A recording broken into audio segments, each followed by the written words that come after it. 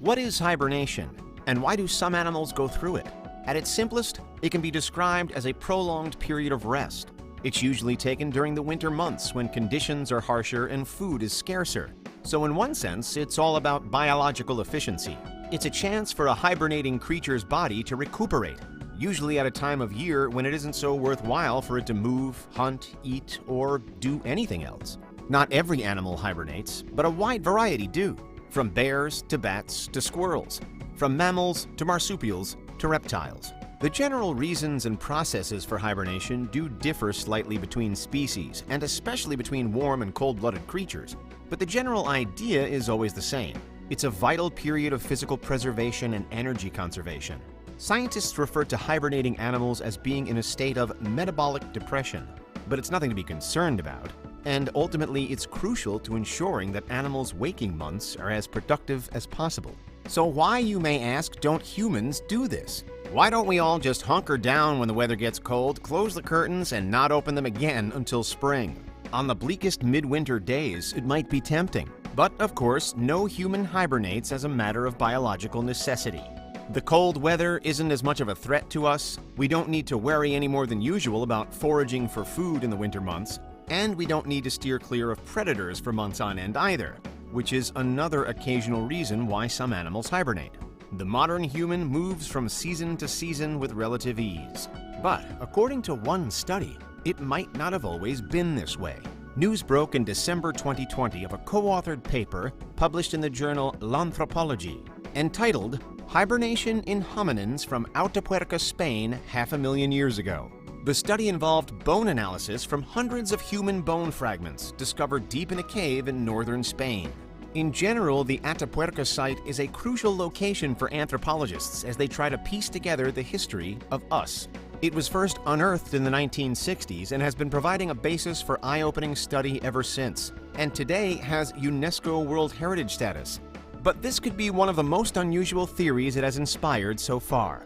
Conducted by leading researchers Antonis Bartziocas and Juan Luis Arzuaga, the hibernation study in particular brought attention to how the Atapuerca bones showed signs of seasonal change. There was evidence of annual bouts of disease, and there were seemingly patterns in bone growth to indicate prolonged periods of inactivity.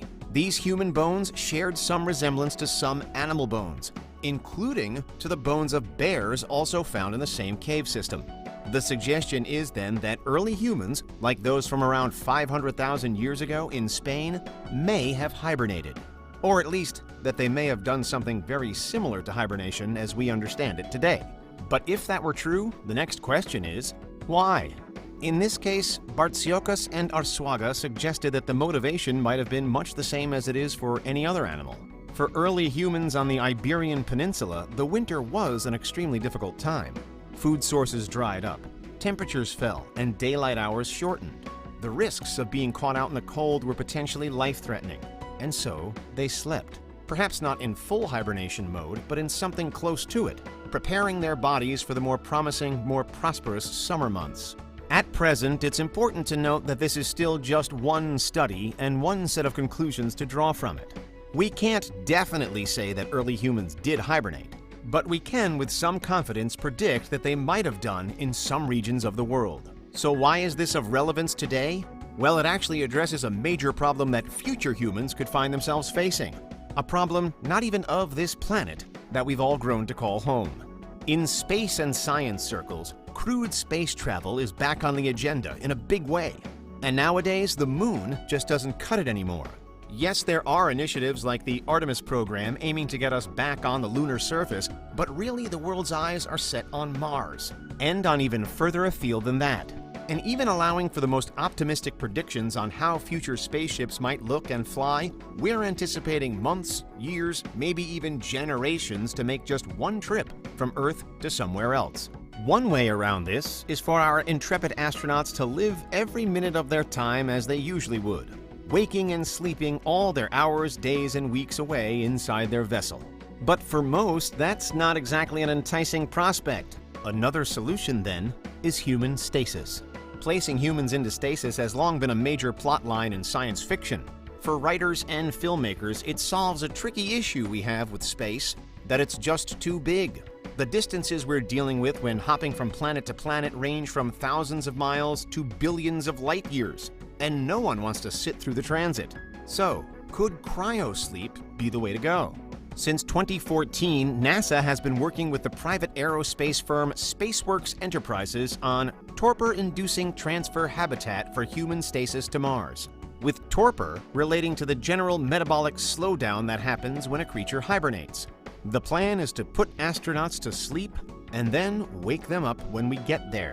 The SpaceWorks proposal is still very much in development, but it would require medical advances in therapeutic hypothermia to control an in-stasis astronaut's low body temperature, as well as total parenteral nutrition to ensure that a long-distance crew is kept well-nourished without the need for them to physically eat and drink.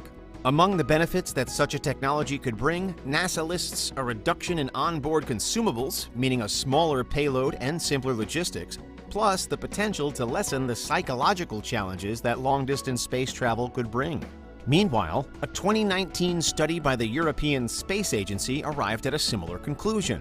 ESA considers human hibernation to be an important enabling technology if humanity ever hopes to get off Earth and explore the stars in the future. With this in mind, it painted a picture of what a mission to Mars with human hibernation pods could look like, determining that by traveling this way, spacecraft mass could be reduced by a third, and that this could result in several tons of saved mass. The ESA predictions also included that any proposed hibernation mission would need to rely on hugely advanced AI as well, but that thankfully a trip to Mars shouldn't result in any long-term health problems for hibernated travelers. Again then, we can see that even in the far-off depths of interstellar space, hibernation is arguably the most efficient solution to our problems. Just as animals hibernate to bypass the winter and all the perils that cold weather brings, astronauts could one day hibernate to avoid the obvious and many pitfalls of long-distance space voyages. But perhaps what's most incredible is that if this version of the future does transpire, it could ultimately represent a return to the time of our most ancient ancestors. Today, human hibernation is a fantastic possibility, a far-off fantasy, and a sci-fi dream. But 500,000 years ago, it may have been the norm for early humans, once a year, every year. According to the Atapuerca study, our ancient ancestors might have developed a most unusual means to get themselves through the winter. They may have done as some other animals do today and fallen into a deep, unbroken sleep. And that's big news for everyone, from anthropologists to rocket scientists.